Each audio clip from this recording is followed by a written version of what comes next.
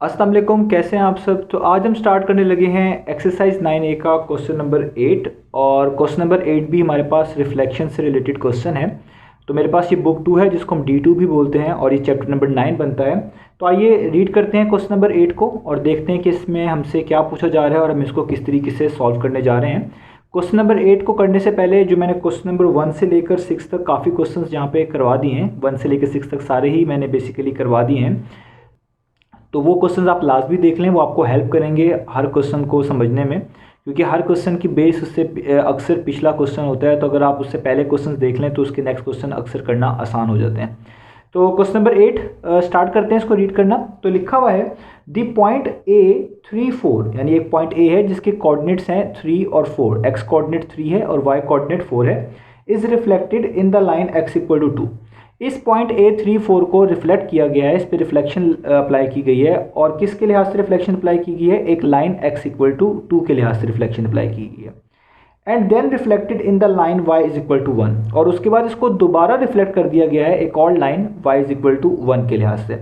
यानी एक ही पॉइंट है और उस पर दो बार रिफ्लेक्शन लगाई जा रही है, पहले लाइन x इक्वल टू 2 के लिहाज से और फिर line y is equal to 1 के लिहाज से। तो पूछा क्या जा रहा है? पहले पार्ट में पूछा जा रहा है find the coordinates of the image A under these two reflections. तो ये जो दो मरतबा रिफ्लेक्शन लगाई है, तो इससे जाहिर बात है दो पॉइंट्स आए होंगे। तो उन दोनों पॉइंट्स के क्या कोऑर्डिनेट्स बनते हैं वो हमने फाइंड करके दिखाने हैं। ये पार्ट नंबर 1 में हमसे कहा गया है। और पार्ट नंबर 2 में कहा गया है state the coordinates of the point which remains invariant under these two reflections.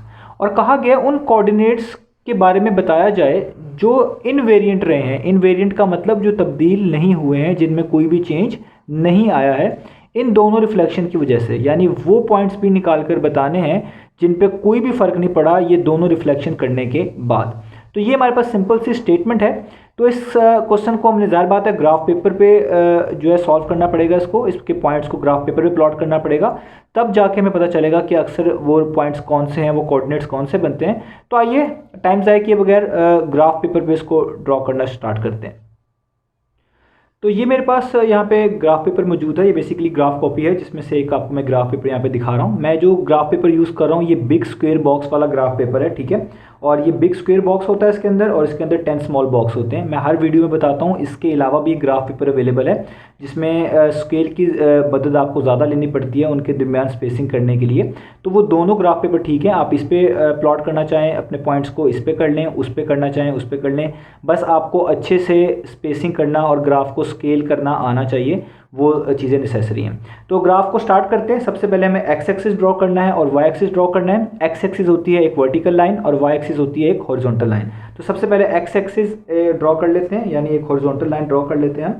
तो यहाँ पे मैं ड्रॉ कर रहा हूँ। आपको मैंने बताया हुआ है कि ग्राफ जितना नीट एंड क्लीन होगा और जितना एक्यूरेट होगा उतने ही आपके पास अच्छे चांसेस होंगे एक्यूरेट सोल्यूशन के।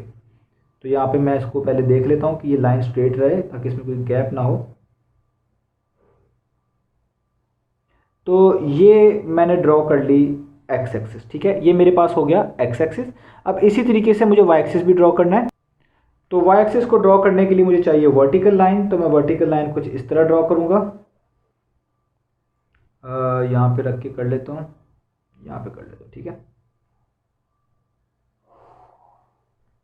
ये आपको याद रहे, ये आपने जो वर्टिकल लाइन ड्रॉ की है करनी होती है, जैसे मैंने यहाँ पे की है। मैं इसको थोड़ा सा अगले बॉक्स की तरफ भी यहाँ पे थोड़ा डिस्प्लेस करके यहाँ पे भी ड्रॉ कर सकता था, लेकिन मैंने क्वेश्चन को देखा है कि मेरे पास जो एक वाला पॉइंट दिया हुआ है उसमें y कोऑर्डिनेट 4 है। तो 4 कोऑर्डिनेट मेरे पास ज़रा यहाँ पे अच्छे से अवेलेबल रहे ताकि मैं उसको अच्छे से रिकॉर्ड कर सकूँ, वरना वो बिल्कुल कॉर्नर पे आ जाता। इस वजह से मैंने y एक्सिस को थोड़ा सा डिस्प्लेस करके ड्रॉ किया है। आप लोगों ने जब भी ग्राफ प्लॉट करना है या पॉइंट्स प्लॉट करने हैं या ग्राफ ड्रॉ करना है, आपने पहले कोऑर्डिनेट्स को देख के इनका स्केल भी सेट करना है और सब चीज़ों को उस तरीके से मैनेज करना है। ये ना हो कि आप अक्सर स्केल बड़ा सेट कर दें या छोटा स्केल सेट कर दें जिसकी वजह से आपके पास पॉइंट्स को प्लॉट करने में इशू हो। तो मैंने ये एक्सिस अपने लिहाज से आप लोगों को आसानी से समझाने के लिए यहाँ पे रखा है। आप इसको बिल्कुल सेंटर में रख के और प्रॉपर्ली स्केल करके इस्तेमाल कर सकते हैं, ठीक है। तो अब यहाँ पे स्केल करना है मुझे। तो मैं यहाँ पे जो एक्स एक्सिस है, पॉजिटिव एक्स एक्सिस है यानी राइट साइड पे है, इसमें एक बिग बॉक्स को 1 यूनिट काउंट कर रहा हूँ, यानी मैं 1 बिग बॉक्स को छोड़ूंगा और 1 काउंट करूंगा, फिर नेक्स्ट बिग बॉक्स को छोड़ूंगा और 2 काउंट करूंगा, और इस तरीके से जो है मैं सारा क्वेश्चन जो है ना इस ग्राफ पे लेबल करूंगा। तो बेसिकली ये मैंने फर्स्ट बिग बॉक्स छोड़ा और यहाँ पे मैंने लिख दिया 1, ठीक है।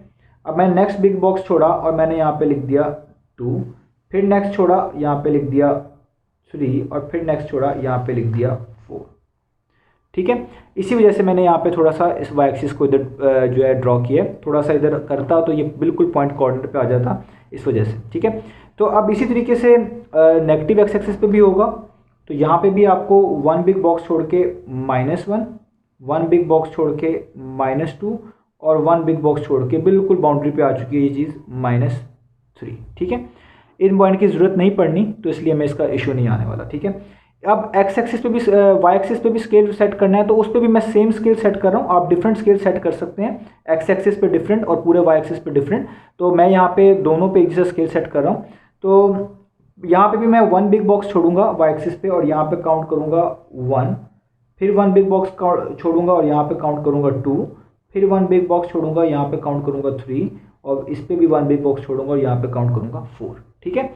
तो मैंने ये स्केल के लिहाज से जो है अपना एक्सिस ड्रॉ कर लिए हैं, और जहाँ पे दोनों कट कर रहे होते हैं उसका नाम ओरिजिन होता है, जिसके कोऑर्डिनेट्स होते हैं 0 0।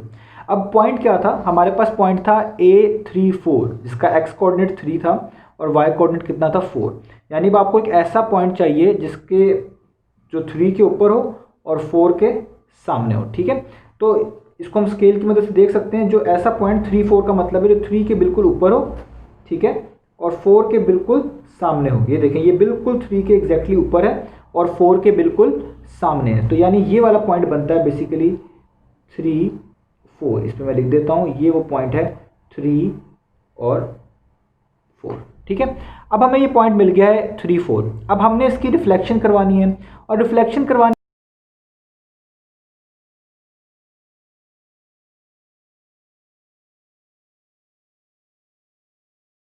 जितनी भी लाइंस ऐसी होती हैं x equal to something, x equal to some constant आप कह लें, वो हमेशा वर्टिकल लाइन ड्रॉ करते हैं। जिस तरह x इक्वल टू 2 है, तो इसका मतलब है आपने 2 ढूंढना है x एक्सिस के ऊपर और इस पर एक वर्टिकल लाइन ड्रॉ कर देनी है कुछ इस तरह। तो देखें, ये 2 है मेरे पास और इस पर मुझे वर्टिकल लाइन ड्रॉ कर देनी है जो बिल्कुल 2 में से पास कर रही हो, बिल्कुल स्ट्रेट हो, ठीक है। तो ये आइए इसको ड्रॉ कर लेते हैं हम। तो ये वो लाइन है जो कि है x इक्वल टू 2, इस पर आप मेंशन भी कर दें, यहाँ पे x इक्वल टू 2, ये मैंने मेंशन कर दिया। तो अब दूसरी भी लाइन है, उन सबको हम पहले इकट्ठा ड्रॉ कर लेंगे उसके बाद, ताकि आसानी से रिफ्लेक्शन कर सकें। दूसरी लाइन है y इक्वल टू 1, और ये भी बता चुका हूँ, ऐसी लाइन जो y इक्वल टू समथिंग आए तो वो हमेशा इस तरीके से हॉरिजॉन्टल जो है ड्रॉ करनी पड़ती है। x वाली लाइन्स वर्टिकल और y वाली लाइन्स हॉरिजॉन्टल ड्रॉ करनी पड़ती है। तो वो y इक्वल टू 1 है, तो ये सारा y एक्सिस है ये वाला। तो इन y एक्सिस के अंदर 1 यहाँ पे आ रहा है, तो यहाँ पे आपको एक हॉरिजॉन्टल लाइन ड्रॉ कर देनी पड़ेगी। तो इसलिए ऐसी लाइन जो 1 में से पास करे उसके लिए आपको एक लाइन ड्रॉ करनी पड़ेगी इस तरीके से, ठीक है। तो ये वो लाइन हो गई, और इसको मैं यहाँ पे लिख भी देता हूँ, ये है y इक्वल्स 1, ठीक हो गया। अब मैंने यहाँ पे अभी तक नेगेटिव वाई एक्सिस जो है उनको यहाँ पे कह लें, यहाँ पे नंबरिंग नहीं करी, तो वो भी कर देता हूँ। मैंने स्केल तो सेट किया, वही है कि एक बॉक्स छोड़ के 1 यूनिट काउंट कर रहा हूँ। तो यहाँ पे एक बॉक्स छोड़ता हूँ और यहाँ पे लिख देता हूँ -1, फिर एक बॉक्स छोड़ता हूँ, यहाँ पे लिख देता हूँ -2, फिर एक बॉक्स छोड़ता हूँ, यहाँ पे लिख देता हूँ -3, ठीक है। ये इनफ है। अब यहाँ तक काम कर लिया, अब चलते हैं रिफ्लेक्शन की तरफ। अब हमने इस पॉइंट को रिफ्लेक्ट करवाना था। अगर आप क्वेश्चन को देखें तो क्वेश्चन में सबसे पहले जो जिक्र किया गया था, इस पॉइंट को रिफ्लेक्शन करा के दिखानी है along line x equal to 2। तो x इक्वल टू 2 वाली लाइन ये है। तो हमें पहले ये देखना है कि इस पॉइंट की रिफ्लेक्शन इस लाइन, यानी ये जो पूरी लाइन है x इक्वल टू 2, इसके लिहाज से कहाँ बनती है। तो मैंने आपको उसका प्रोसीजर बताया हुआ है कि जब भी किसी पॉइंट को किसी लाइन के लिहाज से रिफ्लेक्शन आप करवा रहे होते हैं, तो आपने ये देखना होता है कि इस पॉइंट का फासला इस लाइन से कितना है। जितना डिस्टेंस इस पॉइंट का इस लाइन से होगा, उतना ही डिस्टेंस आपने आगे बिल्कुल स्ट्रेट ले लेना है। वो जहाँ पे ख़त्म होगा वही नया पॉइंट होगा और वही नई उसका कहेंगे कि ये इसका फाइनल इमेज है या रिफ्लेक्टेड इमेज है। तो आप देखें, इस ए का डिस्टेंस इस लाइन के साथ मैं स्केल से आपको अच्छी तरह इंडिकेट करवा सकता हूँ। आप देखें, इस ए का डिस्टेंस इस लाइन के साथ मुकम्मल एक बॉक्स है। ग्राफ का यही फ़ायदा होता है, वो आपको इजीली गैस करने देता है। तो देखें ये इस पॉइंट का डिस्टेंस इस लाइन से एक बॉक्स बनता है, ये कंप्लीट एक बॉक्स है। तो इससे पता चलता है जो अगला पॉइंट होगा इसका रिफ्लेक्शन का, वो बिल्कुल इसी स्ट्रेट लाइन पे दूसरे बॉक्स के कोने पे होगा। जिस तरह ये पहले वाला बॉक्स के बिल्कुल कॉर्नर पे है, तो इसका मतलब है अगला पॉइंट जो होगा इसी लाइन के दूसरी तरफ दूसरे बॉक्स के कॉर्नर पे होगा, क्योंकि इन दोनों के दरमियान डिस्टेंस सेम होता है। तो इसलिए मैं अगला पॉइंट आराम से गैस कर सकता हूँ कि वो होगा इस कॉर्नर पे। जिस तरह ये पहले बॉक्स के राइट कॉर्नर पे है, तो इसका रिफ्लेक्टेड पॉइंट दूसरे बॉक्स के लेफ्ट कॉर्नर पे होगा। इसी को रिफ्लेक्शन बोलते हैं। और रिफ्लेक्शन के अंदर वो पॉइंट बिल्कुल स्ट्रेट होना चाहिए, यानी इसका बिल्कुल स्ट्रेट डिस्टेंस बन रहा होना चाहिए। ठीक है, ये देखिए बिल्कुल दोनों स्ट्रेट लाइन के अंदर है, और डिस्टेंस भी सेम होना चाहिए। इस पॉइंट का इस लाइन से भी एक बॉक्स का डिस्टेंस है, और इस पॉइंट का भी इस लाइन से एक बॉक्स का डिस्टेंस है। तो अब ये वाला जो पॉइंट है वो इसकी कहलाएगी रिफ्लेक्शन। तो इसका हम लिखेंगे ए प्राइम से। ठीक है, ए प्राइम का मतलब रिफ्लेक्टेड पॉइंट जो ए के बाद हमें रिफ्लेक्ट करने से मिला है। अब इसके कोऑर्डिनेट्स ढूंढना बहुत आसान है। आप देखें इसका एक्स कोऑर्डिनेट कितना है, तो इसको बिल्कुल स्ट्रेट नीचे देखें। तो अगर आप इसको बिल्कुल स्ट्रेट नीचे देख रहे हैं तो ये 1 पे आ रहा है। ठीक है, ये किस पे आ रहा है, ये आ रहा है 1 पे। तो इसका मतलब इसका एक्स कोऑर्डिनेट तो कितना आ रहा है, वो आ रहा है 1। ठीक है, वाई कोऑर्डिनेट इसके सामने लिखा हुआ है, बिल्कुल स्केल रख के आप देख सकते हैं, वो बिल्कुल सामने इसके लिखा हुआ है, वो है 4। तो इसका वाई कोऑर्डिनेट कितना हो गया, 4। तो ये तो हो गई पहली रिफ्लेक्शन, यानी आपने जब इसको रिफ्लेक्ट किया 1 4 के ऊपर, यानी सॉरी 3 4 को रिफ्लेक्ट किया इस लाइन के लिहाज से, तो आपको एक नया पॉइंट मिल गया जो है 1 4। अब इस पॉइंट के ऊपर उन्होंने कहा था कि जब आप ये वाली रिफ्लेक्शन कर लेंगे तो आपने इसको दोबारा रिफ्लेक्ट करना है अलॉन्ग लाइन y = 1। तो अब हमने इस पॉइंट को दोबारा रिफ्लेक्ट करना है अलॉन्ग लाइन y = 1, और आप लोग देख सकते हैं ये लाइन है y = 1। पहले इस पॉइंट को रिफ्लेक्ट किया इस लाइन के लिहाज से जो वर्टिकल लगी हुई है, तो ये वाला पॉइंट मिला। और अब इस पॉइंट को आगे रिफ्लेक्ट करना है इस लाइन y = 1 के लिहाज से। तो अब हमने वही काम करना है जो इस एक वाले जब हमें पॉइंट गिवन था, हमने रिफ्लेक्शन कराई अलॉन्ग लाइन x = 2, तो यही काम अब हमने करना है इस पॉइंट के साथ दोबारा। अब आपने देखना है क्योंकि इस पॉइंट को रिफ्लेक्ट करवाना है इस लाइन के लिहाज से y = 1 के लिहाज से, तो आपको ये देखना है कि इस पॉइंट का डिस्टेंस इस लाइन से कितना बनता है, बिल्कुल स्ट्रेट।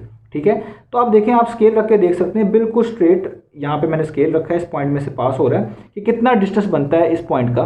तो आप देखें ये है 1 बॉक्स, ये है सेकंड बॉक्स, और ये है थर्ड बॉक्स। यानी अगर इस पॉइंट से लेकर इस लाइन तक आया जाए तो आपको 3 बॉक्स कवर करने पड़ते हैं। तो ग्राफ का यही फ़ायदा है, वो आपको आसानी से बता देता है कि नेक्स्ट पॉइंट कहाँ पे होना चाहिए। तो इस पॉइंट का डिस्टेंस इस लाइन से 3 बॉक्सेस का है। तो आपको इतना ही डिस्टेंस आगे काउंट कर लेना है, तो हम इतना ही डिस्टेंस आगे काउंट कर लेते हैं इसी लाइन पे रहते हुए, होना स्ट्रेट चाहिए। तो देखिए ये 1 2 3, यानी 3 जो बॉक्स हैं वो यहाँ पे कंप्लीट हो रहे हैं -2 के आगे, क्योंकि इस पॉइंट का डिस्टेंस इस लाइन से 3 बॉक्स था 1 2 3। तो इसी से आगे, इस लाइन से आगे 3 बॉक्स अगर काउंट कर लेंगे तो हमें उस पॉइंट की रिफ्लेक्शन मिल जाएगी। तो 1 2 3, तो इस लाइन से 3 बॉक्स आगे यहाँ तक पहुँच रहे हैं 1 2 3 इस बॉक्स तक, यानी -2 के सामने। तो इसका मतलब है जिस तरह वो पॉइंट कॉर्नर पे था, तो ये वाला पॉइंट यहाँ पे होगा आपके पास, यानी ये वो पॉइंट होगा जो इस पॉइंट की दोबारा रिफ्लेक्शन होगी, किस पॉइंट की, ए प्राइम की। तो ये नया पॉइंट कहलाएगा ए डबल प्राइम, क्योंकि दूसरी रिफ्लेक्शन हुई है।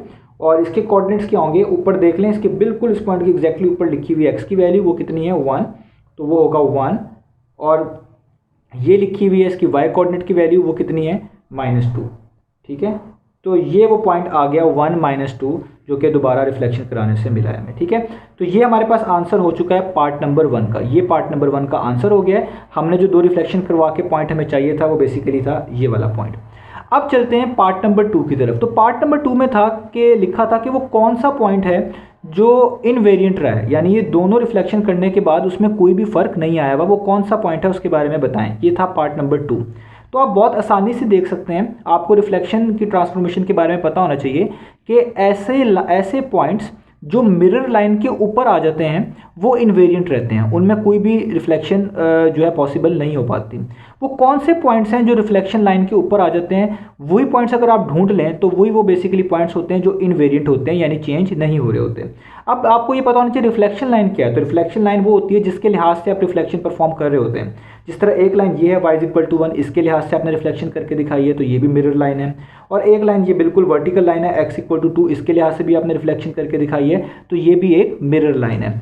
तो ये दोनों मिरर लाइन के ऊपर ऐसा पॉइंट आपने ढूंढना है जो इन दोनों पे आ रहा हो, तो वो कहलाएगा इनवेरिएंट, ठीक है। क्योंकि अगर वो एक पे आ रहा होगा दूसरे पे नहीं आ रहा होगा तो वो जाहिर बात है उसको हम इनवेरिएंट तो नहीं कह सकते, क्योंकि वो एक के लिहाज से होगा, दूसरे के लिहाज से इनवेरिएंट नहीं हो रहा होगा। हमने ऐसा पॉइंट ढूंढना है जो दोनों मिरर लाइन के ऊपर आ रहा हो, ताकि वो दोनों के लिहाज से इन्वेरिएंट हो, दोनों रिफ्लेक्शन के लिहाज से चेंज ना हो रहा हो। क्योंकि अगर एक के ऊपर ढूंढ लेंगे तो वो उसके लिहाज से इन्वेरिएंट होगा, लेकिन दूसरे के लिहाज से आपने उसको कह सकेंगे। तो हमें ऐसा पॉइंट ढूंढना है जो दोनों मिरर लाइन के ऊपर आ रहा हो। तो देखिए, आप देखें आपकी दोनों मिरर लाइन कट कहाँ पे कर रही है। तो ये पहली वाली मिरर लाइन है और ये दूसरी वाली मिरर लाइन है, और बहुत क्लियर है ये इस पॉइंट पे कट कर रही है। मैं इसको यहाँ पे क्रॉस बना देता हूँ, इस पॉइंट पे कट कर रही है, ठीक है। आपने इसी पॉइंट के कोऑर्डिनेट्स ढूंढ लेने, यही वो पॉइंट है जो इनवेरिएंट है, चेंज नहीं होगा। तो ये देखें, इसके नीचे आप बिल्कुल देखें क्या लिखा हुआ है 2, बिल्कुल स्ट्रेट देखना होता है। तो इसका मतलब इसका एक्स कोऑर्डिनेट कितना है 2, ठीक है। तो इसका मैं एक्स कोऑर्डिनेट कितना लिख रहा हूँ 2, कॉमा वाई कोऑर्डिनेट देखने के लिए यहाँ पे वाई एक्सिस के सामने देखना पड़ेगा, बिल्कुल स्ट्रेट देखें, वाई कोऑर्डिनेट कितना है 1, तो इसका मतलब इसका वाई कोऑर्डिनेट कितना है 1, यानी वो पॉइंट जो इनवेरिएंट रहा है वो कितना रहा है 2,1, ठीक है। आपको मैंने यहाँ पे स्केल मेंशन नहीं किया है, आप लोग स्केल लाजमी लिख लीजिएगा, वो मैंने बोल दिया था। तो हमने स्केल यूज़ किया हुआ है, जो एक्स एक्सिस पे हमने स्केल यूज़ किया था वो क्या था, वो था 1 बिग बॉक्स इक्वल 1 यूनिट, ठीक है। ये हमने एक्स एक्सिस पे स्केल यूज़ किया था, और जो वाई एक्सिस पे स्केल यूज़ किया था वो भी सेम स्केल यूज़ किया था, यानी वो भी उधर भी यही किया था कि 1 big box equal to 1 unit. तो ये मैंने स्केल शुरू में बोल दिया लेकिन लिखा नहीं, आपने लाजमी लिखना है, ये इंपॉर्टेंट पार्ट होता है ग्राफ का।